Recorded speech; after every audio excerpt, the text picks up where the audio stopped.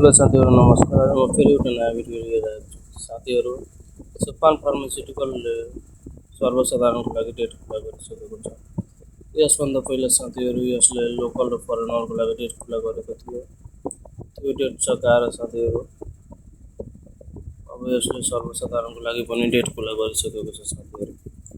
यो आइपिओ 1000 को लगानीमा साथीहरू 15,000 सम्म कमाउने अवसर छ साथीहरू। यसलाई कृपया नछुटाउनु होला।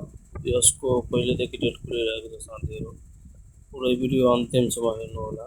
म तपाईहरुलाई यसको डेट र यो कम्पनीको रेटिङ, ईपीएस र बुक भ्यालु सबै कुराहरू यसै भिडियोमा बताउँछु साथीहरू। यसको कुरा गर्ने हो भने यो ओपन वैशाख 2 गतेदेखि भइरहेको छ र यसको क्लोज डेट साथीहरू वैशाख 6 गते रहेको छ।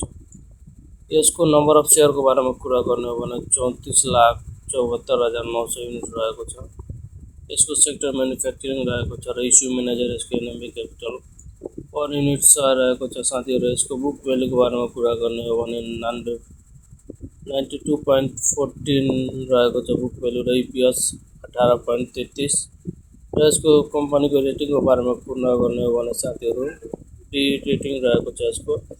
यसको रेटिङ राम्रो नै छ साथीहरू। यसलाई नछुट्याउनु होला, राम्रोदेखि भर्नु होला। डेट 6 गतेसम्म अन्तिम डेट छ र यसो नेप्चो टिप्सको लागि साथीहरूले फलो गर्नु होला। नमस्कार।